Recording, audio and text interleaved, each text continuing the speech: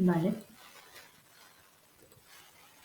Una vez explicados los principios de etología, vamos a pasar a explicar pues, un poco los principios del manejo de ganado en una explotación. ¿Vale? Entonces, el principal de todos, ¿cuál es? La formación. No hay buen manejo sin buena formación. En ninguno de los aspectos de la vida tampoco va a ser diferente en el de bienestar animal. Hay que conocer lo que es el bienestar animal, todas sus vertientes, comportamiento animal, hay que saber cómo lo hacen otras explotaciones, otras especies, otros cuidadores de animales. Si no, es imposible, sin saber qué opciones hay, es imposible implementarlas. Entonces, la formación es básica. La formación que había de bienestar animal hasta ahora, obligatoria a todo el personal que contrate o trate con animales vivos, sobre todo los que están en contacto directo con animales vivos, un curso de duración mínima de 20 horas de bienestar animal.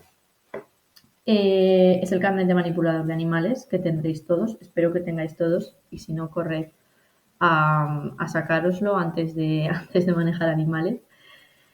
Pero aparte del de bienestar animal, que es un curso de 20 horas que repasa pues aspectos generales de legislación, de anatomía, de fisiología animal, de comportamiento animal, manejo, particularidades por especies, condiciones ambientales, densidad, todo.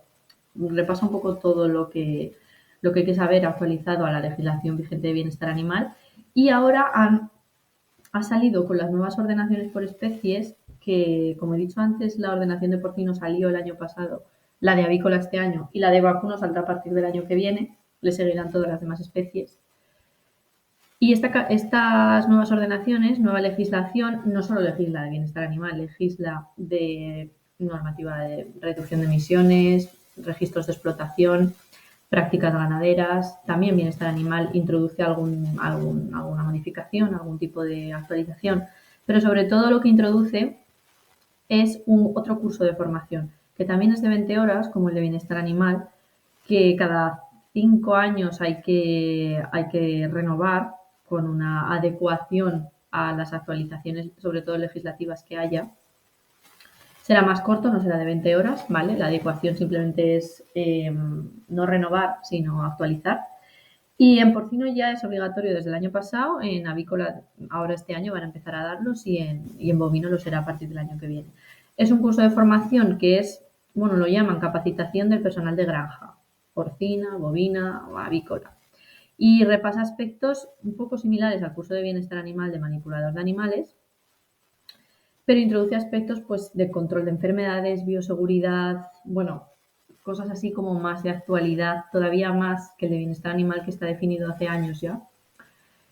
Actualidad del sector adaptado a la especie, claro, entonces esa es la especificidad de este curso, da como un plus adaptado a la especie que tengas tú en la explotación, ¿vale? Y simplemente que estos dos cursos ya, para estas especies que salen en pantalla, ya son obligatorios desde las fechas que pone ahí. El de bienestar en todas las especies ya. Y el de capacitación cada año, el año de implantación que sea, pero es igual de obligatorio que el de bienestar animal. Y hay que tener los dos.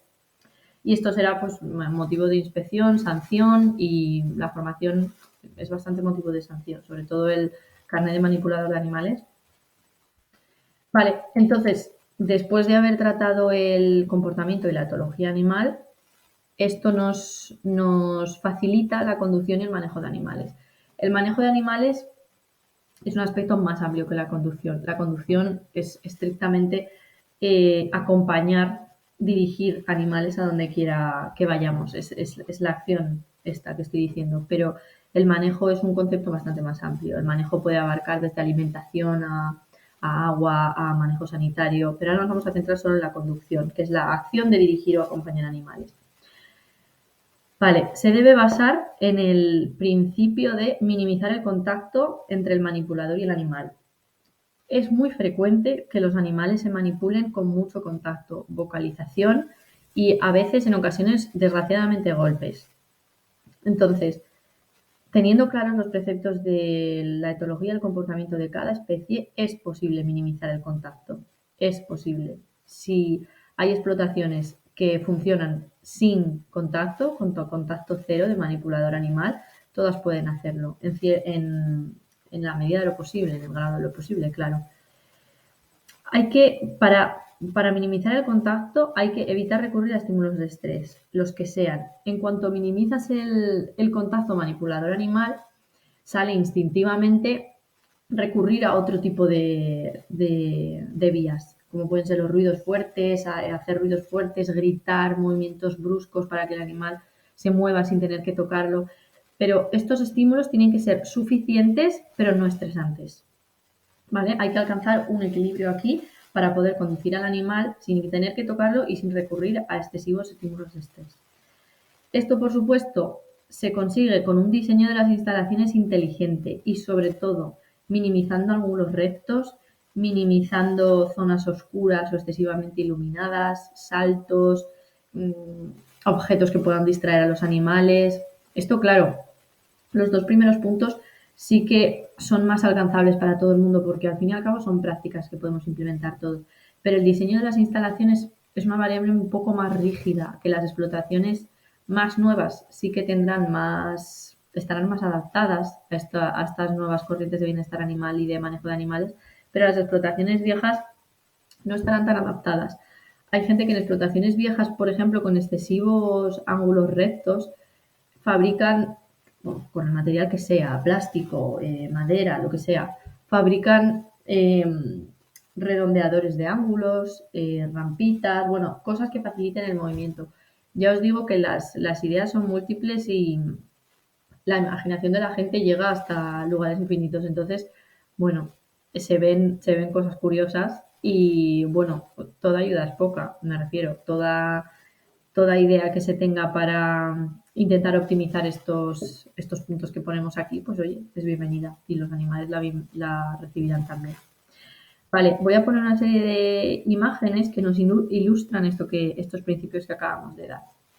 ¿Vale? Estos serían objetos, estos son las botas de un trabajador a la entrada de las cámaras de gas de aturdimiento de porcino en un centro de sacrificio. Esto es un caso real que nos pasó, que nos dimos cuenta que los animales no entraban con facilidad a las cámaras de aturdido y tras mucho pensar, mucho repensar y mucho mirar la situación, nos dimos cuenta que el trabajador que manejaba los animales a la entrada de las cámaras tenía las botas de un color excesivamente llamativo. Entonces, los cerdos, como animales nerviosos y curiosos que son, se detenían más a mirar las botas y se asustaban más por las botas que en andar y circular bien. Entonces, bueno, este es uno de los ejemplos de objetos que distraigan, colores excesivamente llamativos. Bueno, un ejemplo curioso. Otro. Bueno, esto es una rampa de descarga o una manga de conducción, ¿vale? Pero aquí podemos ver dos elementos que pueden distraer a un animal que está siendo conducido. Primero, este salto. Lo más seguro es que el animal se vaya a quedar aquí clavado a mirar el salto que tiene delante y luego avance, pero ya hemos tenido una parada. Y estos dos objetos que hay en el medio. Al animal no le pasarán desapercibidos, se quedará para curiosear y mirar a ver qué es lo que tiene delante. Entonces, objetos en el camino, los menos posibles. Saltos, también los menos posibles. Y ángulos rectos, igual. Vale, chalecos reflectantes. Digo chalecos reflectantes como puedo decir ropa que sea excesivamente llamativa. Lo mismo que las botas de antes. Esto, otra vez, saltos. Esto es una rampa de descarga de animales que, como veis, no es continua. Aquí hay no solo un salto, sino que hay dos saltos y todos los animales, pues evidentemente los cerdos son muy curiosos, se quedan olisqueando y evidentemente calculando cómo pueden dar el siguiente paso. Entonces aquí ya tenemos un elemento que nos impide mucho la circulación normal de animales y, como veis, aquí ya tiene la pala dispuesta a darle en los cuartos traseros a estos animales para que bajen, cuando en realidad es muchísimo más fácil y más que facilitaría mucho más el movimiento y mucho más adecuado a los animales quitarles estos escalones, adecuar la rampa de descarga y ya no tendrías que usar este tipo de palas, sino que simplemente con el manejador estando detrás agitando los brazos, los animales bajarían si no tuvieran este tipo de escalón delante. Este es uno de los ejemplos de recurrir a elementos que no es necesario recurrir, simplemente pues, por no tener adecuado las instalaciones.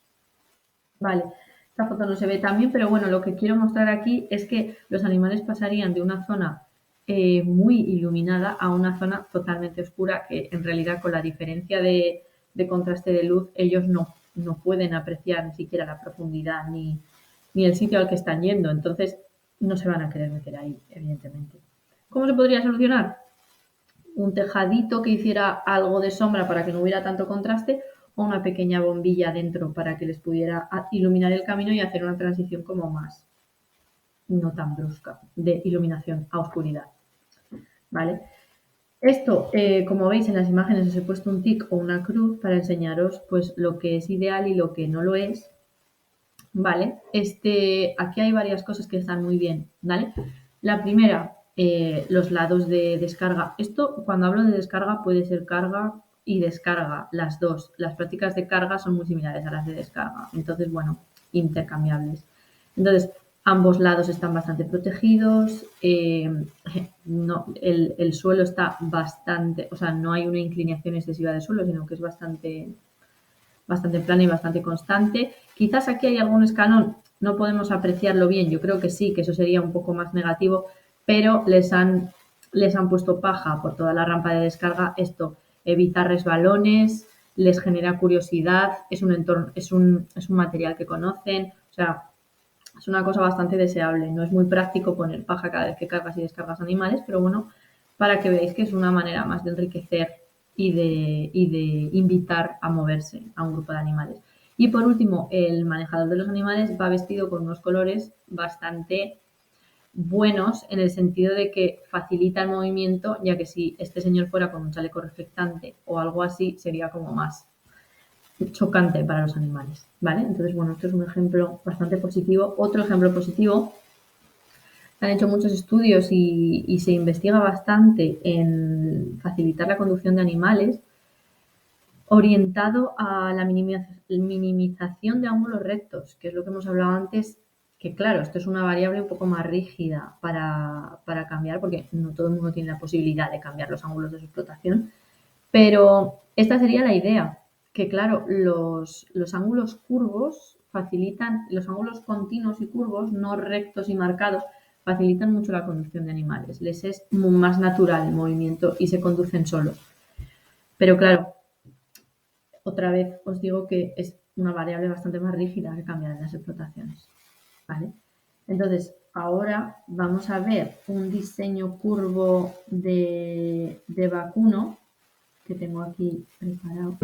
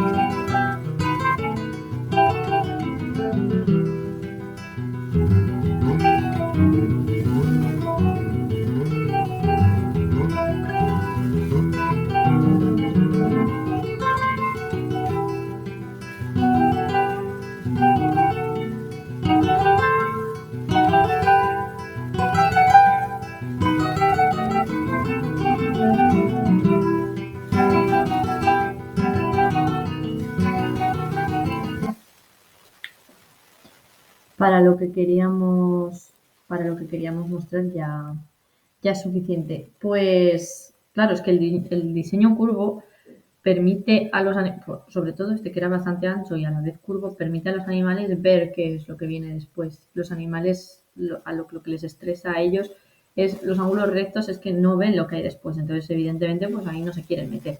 Entonces los ángulos curvos facilitan el movimiento en ese sentido, que los animales pueden ver lo que viene después. Es una cosa como más natural, más fluida para ellos. Vale. Después de la conducción, que es de los puntos clave, está el otro punto clave, el manejo de animales enfermos y eutanasia. Hemos dicho antes, cuando hemos hablado de las 5 libertades, libres de dolor, miedo y sufrimiento. Dentro de nuestras posibilidades, evidentemente, siempre vamos a procurar que los animales estén sanos y hay medidas preventivas que se pueden usar para que los animales no caigan en enfermedad, pero no siempre es posible. Lo importante es saber manejar cuando ocurre esto, saber detectar, sobre todo, que es lo que he señalado aquí al principio. Lo importante, hay 2 pasos, os diría que 3. Detectar y monitorizar sobre todo, y aprender a detectar los animales enfermos. Los animales enfermos podemos detectarlos de muchas maneras. Los indicadores de ausencia de bienestar que hemos visto antes es una de esas maneras. Hay más indicadores, no solo de ausencia de bienestar, sino de enfermedad, de diferentes conductas que nosotros, al fin y al cabo, los cuidadores de los animales, sabéis si los animales están en un estado normal en el que los veis todos los días o están en un estado un poco desviado. Entonces, una vez habéis identificado los animales enfermos, se llevan a la cuadra de enfermería, que esto es algo que ya la nueva ordenación de porcino requiere, obligatoriamente tener una cuadra de enfermería en cada nave, y que no puede contar para no puede contar esa cuadra de enfermería para las medidas de densidad que se hacen para el volumen de animales que podemos tener en cada nave. Hay que tener una cuadra de enfermería y aislar a los animales en la cuadra de enfermería siempre que sea posible. ¿Qué pasa? Que muchas veces los animales no son capaces de desplazarse por sí mismos, que esto es uno de los signos claros de ausencia de bienestar y de sufrimiento animal. Entonces, si un animal no es capaz de desplazarse por sí mismo a una cuadra de enfermería o con ayuda nuestra, pero sin incurrir en sufrimiento animal, la práctica ideal sería aturdir, siempre primero aturdir, y luego sacrificar al animal en el mismo punto en el que está. No deberíamos obligar a un animal, empeorándole el sufrimiento, a moverlo a otra cuadra solo porque sea la cuadra de enfermería. Eso hay que tenerlo bastante claro.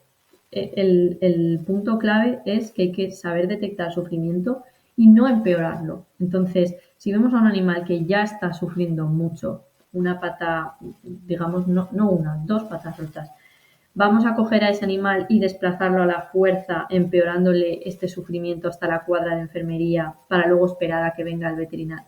No. Lo ideal es aturdirlo y sacrificarlo en el punto en el que está sufriendo, no empeorar el sufrimiento animal, ¿vale? Vale. Dicho esto, si se detecta sufrimiento animal, que es lo que tenemos aquí señalado, eutanasia, siempre antes aturdido. No se puede eutanasiar, no se puede sacrificar a ningún animal sin aturdimiento previo. Está totalmente prohibido y eso es motivo de enjuiciamiento, delito civil y penal, ¿vale? Entonces, aquí, por ejemplo, tengo especificados los tipos de aturdimiento que tenemos autorizados. Siempre los aturdidos tienen que estar autorizados por el reglamento que hay aquí abajo. Es un reglamento europeo de sacrificio de animales, ¿vale? Entonces, aquí, por ejemplo, tenemos el ejemplo de lechones, cerdos, cerdas y berracos, ¿vale? Entonces, el método de gas, evidentemente, esto solo es para centros de sacrificio, nadie tiene una cámara de gas en una explotación. Los métodos de aturdido eléctrico no suele haber en explotaciones, ¿vale? Entonces, las más instauradas, ¿cuáles son? La pistola de perno cautivo, que vale para todos los tipos de pesos de animal y de sexo de animal, pero adecuando el tamaño de la bala al cráneo del animal, eso hay que tenerlo muy claro, hay que adecuarla. No podemos disparar de la misma manera a un lechón que a un berraco. Y los veterinarios, solo los veterinarios, tienen la posibilidad de realizar la inyección letal, ¿vale? Pero eso es solo veterinario autorizado. Vale, pues esto es un poco el esquema que vamos a seguir. Los métodos de aturdido, ¿cuáles pueden ser? Ya os digo que os los voy a explicar así un poco de manera general porque realmente el único método que se sigue en las granjas, porque nadie tiene posibilidad de aturdir ni con gas ni con eléctrico, casi nunca he visto, es el aturdimiento mecánico. ¿Vale? Lo importante es que tiene que haber el menor tiempo posible entre el aturdido que tú haces y el sangrado del animal. ¿Por qué?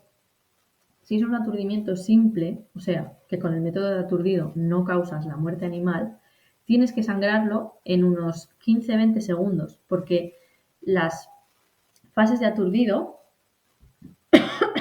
perdón, ya veo.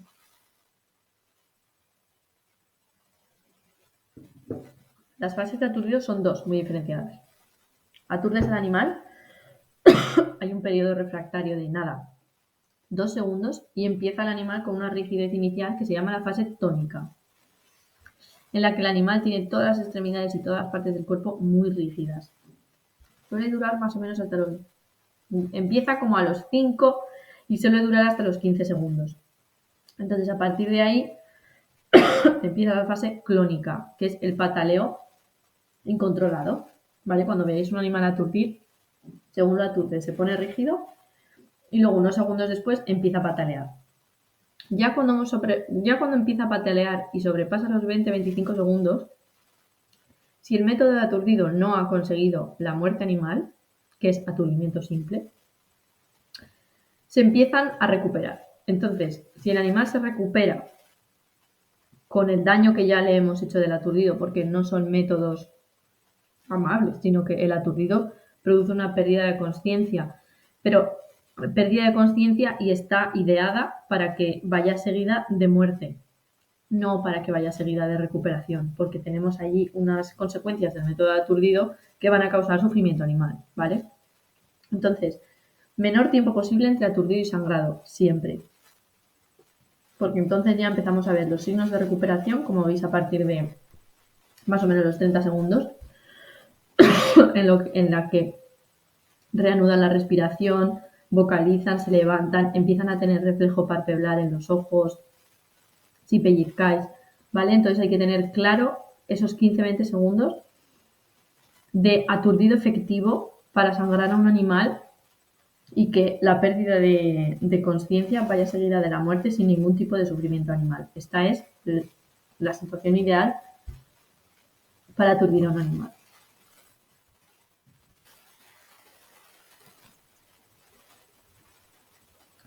Vale. Pasamos a la eficacia de aturdido. Una vez explicadas las fases de aturdido, esos 15-20 segundos entre aturdido y sangrado, aquí tenemos, os he puesto el indicador de peligro, ¿vale? Porque estos son los indicadores de recuperación del animal, ¿vale?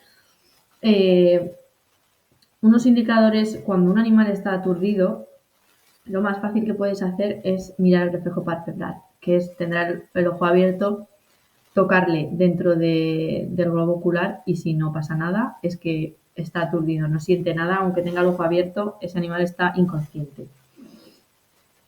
Entonces, un indicador de recuperación sería cuando tú le metes el dedo en el ojo y ya parpadea. Ese es un indicador de que el animal ya está consciente, ya está sufriendo y hay que reaturdirlo otra vez. No podemos ir a sacrificarlo rápidamente, sino que hay que volver a reaturdirlo con un método de aturdido. La respiración rítmica, evidentemente, también es otro signo de pérdida de inconsciencia, o sea que se está recuperando el animal y evidentemente ya los movimientos de incorporación y vocalización hay que aturdir inmediatamente. ¿Cuáles son los indicadores de ausencia de vida? Pues la pérdida de actividad cardíaca permanente, como está aquí reflejado, y la ausencia de reflejos. Los reflejos es lo más fácil para saber si un animal está aturdido o no, ya sea el pupilar, el corneal, la respiración, pellizcar, lo que sea, ¿vale? Entonces, bueno, hay que tener claros los signos de pérdida de conciencia y de recuperación. El aturdimiento mecánico Ya os digo que es el método más universalmente extendido en todas partes para aturdir, ¿vale? Hay que tener claro qué tipo de aturdimiento mecánico hay. Se suele utilizar la pistola. Estas dos son pistolas de aturdimiento mecánico, simplemente son diferentes, pero la bala de dentro es la misma, ¿vale?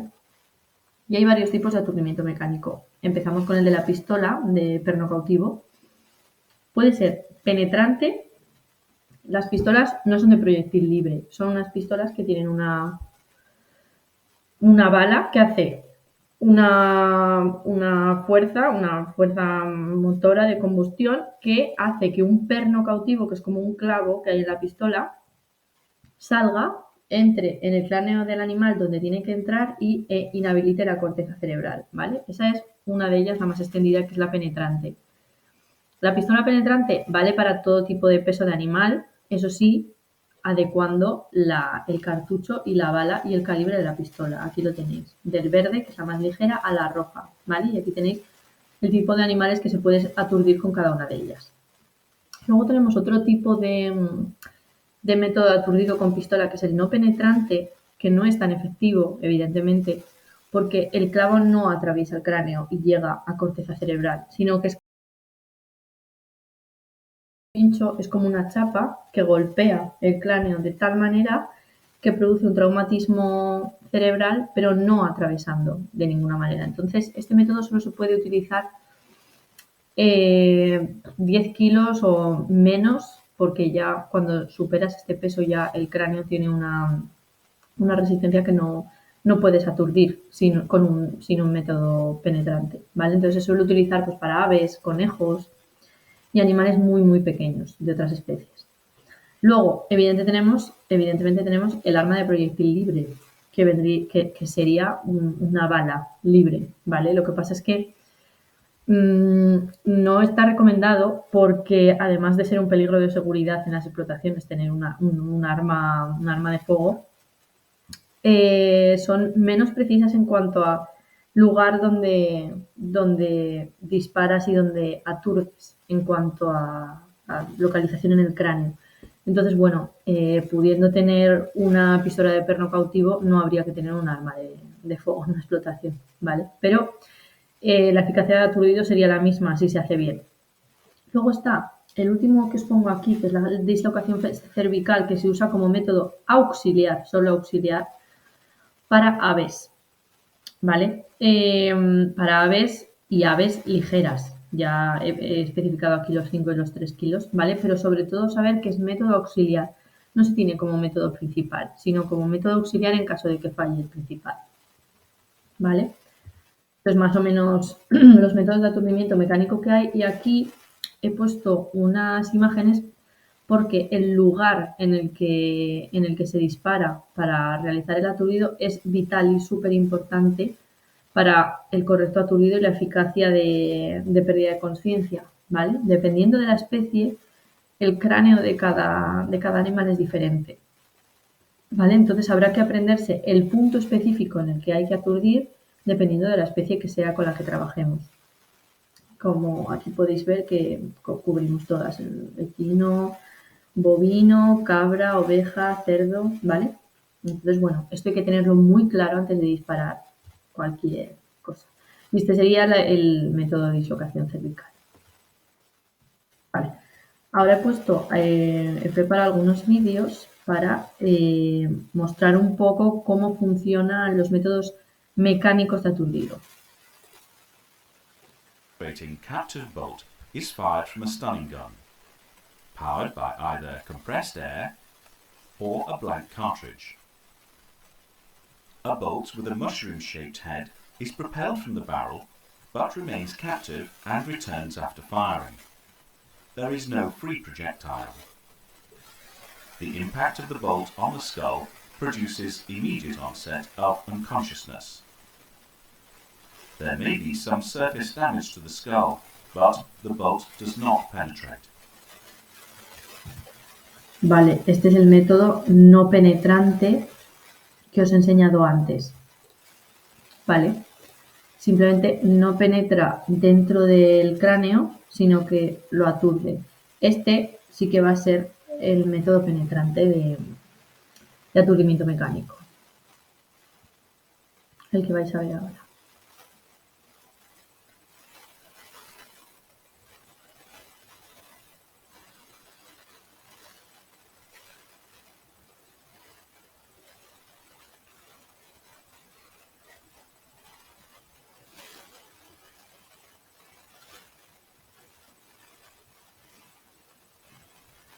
Vale, no, simplemente este nos muestra otra vez el aturdimiento no penetrante, el lugar exacto en el que hay que realizar la acción, ¿vale? Este, ahora a continuación, sí que nos muestra el método penetrante.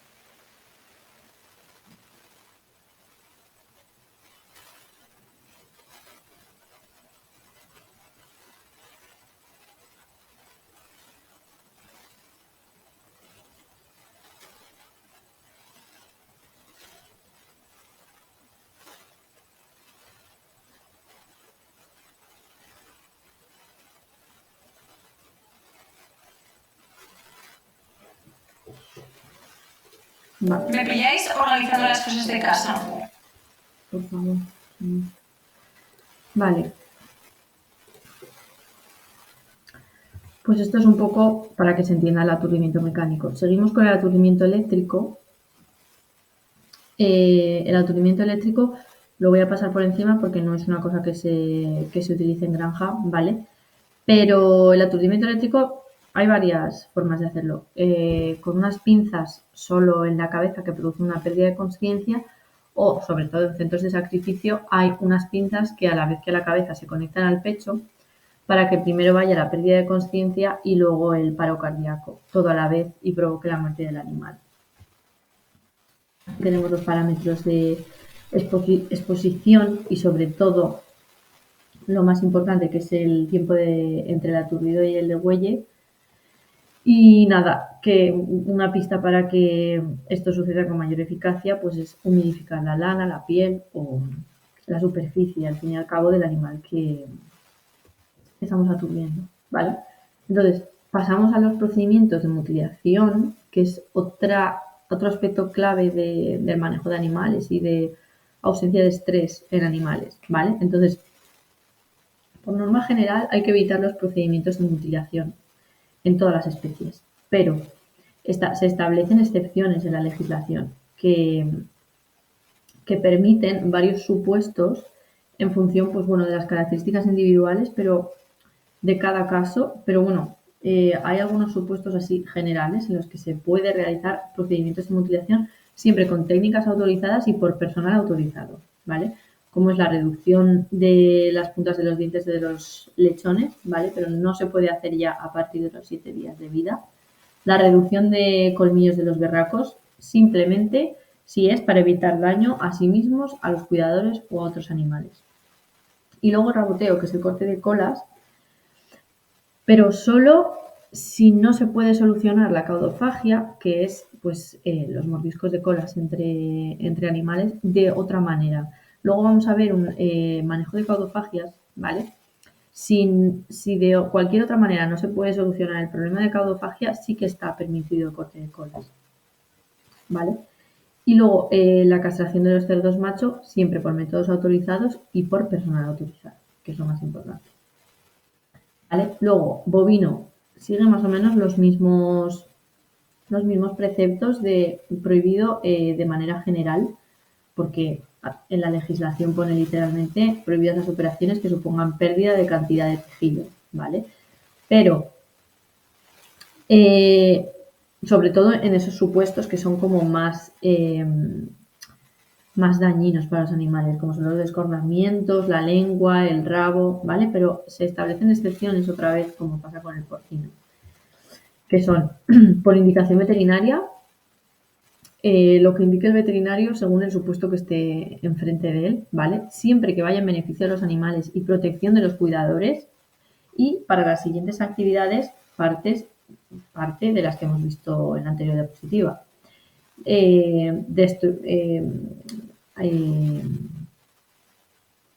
Facilita, o sea, prácticas de destrucción, despunte, de cuernos, sobre todo el disbudding, que lo llaman en Inglaterra, para evitar el descornamiento, que es lo que la palabra que no me salía. Colocación de las anillas nasales para el manejo. Solo si va en beneficio de los animales y de los cuidadores. Son cosas que hay que tomar con bastante precaución y con condiciones específicas, sobre todo. Luego, se establecen unos supuestos de las siguientes operaciones, como son las castraciones de las vacas, de los toros o perforaciones de las orejas, y hay que realizarlo con precaución, otra vez, por personas autorizadas, con prácticas autorizadas y con condiciones específicas. ¿Cómo pueden ser las condiciones específicas? Evidentemente, analgesia, higiene, todas las precauciones que hay que llevar con una intervención quirúrgica. Gestión de la caudofagia. Esto en granjas porcinas es vital, es un problema que está muy de actualidad, se está viendo últimamente mucho, bueno, toda la vida, pero últimamente bastante, porque hay muchos lotes de cerdos que llegan a sacrificio con una incidencia de caudofagia muy acusada, algunas 70% de los lotes de los animales del lote, de algunos que llegan a matadero, vienen con caudofagia, y algunas son más leves, como las que podéis ver aquí a la derecha, pero otras son muy acusadas, como la que vemos aquí, que es muy severa, incluso hay algunas peores. ¿Vale? Entonces, la caudofagia, ¿por qué viene? Estrés, falta de espacio, jerarquías, mezclas de animales que en condiciones naturales no estarían juntos. Hay muchísimos factores que pueden influir en la aparición de caudofagia en una explotación, pero la clave es minimizar los factores de estrés y potenciar los elementos de enriquecimiento. ¿Qué puede ser esto? Los factores de estrés: condiciones ambientales, de estabulación, densidades, jerarquías mal establecidas, mezcla de grupos de animales, no poder acceder todos de la misma manera al alimento o al agua, carecer de elementos de enriquecimiento. Por eso las certificadoras inciden tanto en los elementos de enriquecimiento. Hay que cuidar los factores ambientales, minimizar los de estrés, no mezclar grupos de animales, las longitudes de las colas, muy importante. Hay que separar y formar los grupos de animales de una manera inteligente para prevenir ya o solucionar y cortar las caudofagias si ya se han establecido. Y identificar y tratar las colas que ya están mordidas. Pero esto adquiere una importancia vital porque no solo implica sufrimiento animal, la mordedura de colas y el estrés para los animales, sino que una vez que hay una mordedura de cola, la cola está directamente relacionada y estrechamente los tejidos relacionados con ya las primeras vértebras de la cola y sacras, con el canal medular, y ya una vez la bacteria entra por ese canal que se ha abierto por la herida de la cola, se disemina al resto del animal. Entonces acabamos teniendo septicemia, que es una infección generalizada que envía las bacterias a todas las partes del cuerpo, causando abscesos, condiciones sistémicas, y todo esto lleva a desechar la canal entera en el centro de sacrificio. Casi siempre, en un porcentaje muy alto de las canales con caudofagia bastante avanzada, la canal se acaba desechando entera porque tiene una infección generalizada de tejidos y sangre que no permite que la canal vaya a consumo humano. ¿Vale? Entonces, la gestión de la caudofagia es un aspecto muy importante en todas las explotaciones. La prevención es esencial y la detección temprana y acción correctora de este hecho son vitales para prevenir esto. Y vale, después de explicar el manejo general común a todas las especies, vamos a pasar a explicar los requisitos específicos por especie en el siguiente capítulo.